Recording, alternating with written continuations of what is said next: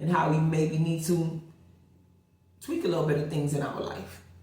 Find the lesson, how we can integrate it to make us a better person. How can we use it for our higher self? What is the universe trying to show us through this heartache and heart loss? So nothing is wasted. We just need to start looking at it from a different perspective versus as, why is this happening to me? Instead of saying that, say, what does this want to teach me? What does this want to show me? It's the way you perceive things. It'll give you a different understanding. Especially the universe will show you that if you really want to learn. Because it's creating space to bring you material harvest. The things that you really need. And that's a 9 because you release what no longer serve you and closed out old patterns. And you created space to plant new seeds that resonate with your soul. That's more on your soul's purpose by being your most authentic self. And that's 15, and releasing toxic energy and allowing spirits to help you transform your low vibrational self towards your high vibrational self. Get out of these karmic debts, these karmic lessons. Start healing your shadow. Start integrating your shadow with your light. Healing traumas that happened in your childhood. Start to understand why you feel discontent and bored even though you feel like you're doing things that will bring you joy. What is your soul missing? Why do you feel like you have everything that should bring you joy, but you still feel bored and discontent? And still feel like you're suffering from a heartbreak and heart loss. No matter how much great fortune or people, places, and things you do, it's still not enough. That means you need to do some self-reflection and heal what traumatized you when you were younger. What traumatized you to cause a shake in your foundation. And then transform and alchemize it and start planting new seeds. So that way you can start harvesting higher frequency harvest instead of keep repeating the same cycles and numbing yourself through this heartache and heart loss and trauma bonding with people who've been through the same things, getting the same low vibrational outcomes of feeling stuck, delayed, and detoured and in lack and victim mentality and misery and miserable, going through that same spiral of lack of emotional control and spiraling out of control. You don't want to continue to do that. And the universe doesn't want that for you. It wants you to grab hold of yourself, sit with yourself, meditate, and see, how can I learn from this hurt and start planting new seeds to be a better version of me?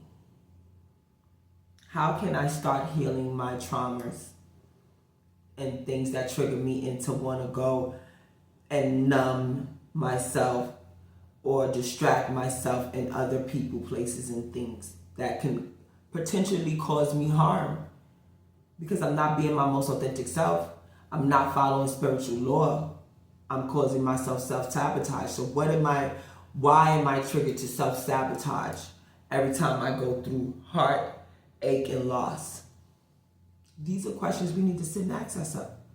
Instead of running to self-sabotage when we're going through heartache and heart loss, we need to look at what makes us feel joyful, what can get us feeling positive and good and loving about ourselves. What can we do to bring ourselves joy during this time?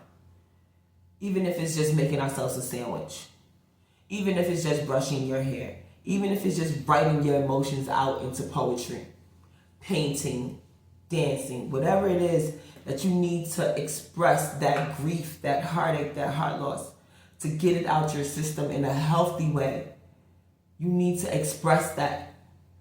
Find a creative way to express that heartache and pain instead of suppressing it and using people, places, and things to help you not think about it.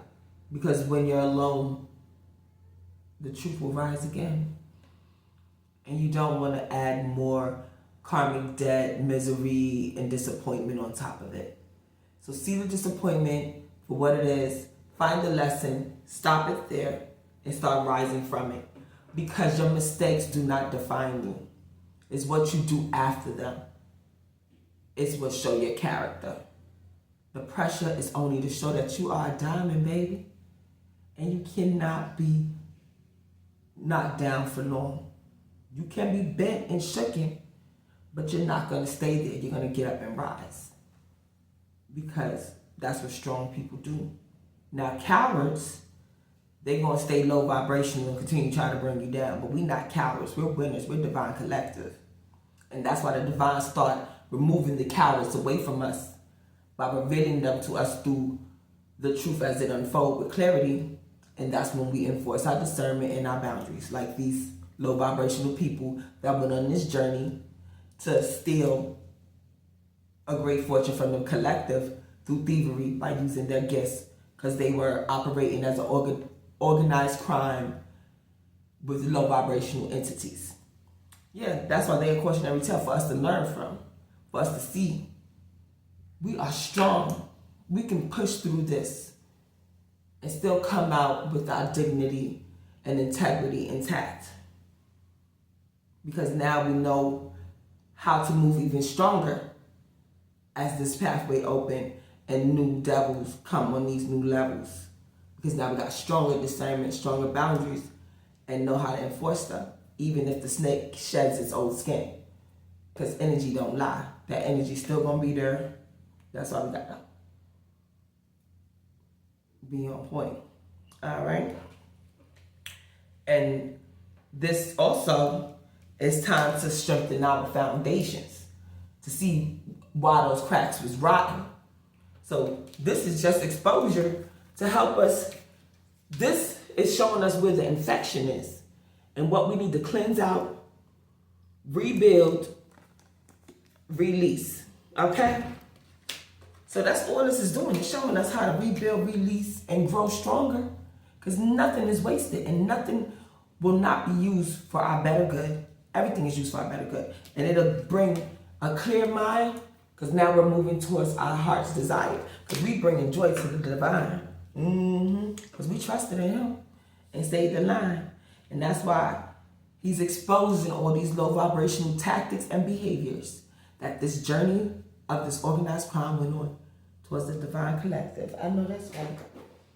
All right, let's see what's going on in this situation, y'all. Because I'm enjoying this. There's a key player. Who was the key player? Oh, somebody was love bombing a key player. Okay, so the divine collective was a key player that got love bombed by these low vibrational people. And it could have went down on social media. Yeah, because they were into dirty money, laundering, stealing, codependency, unhealthy attachments, and they were weighed down.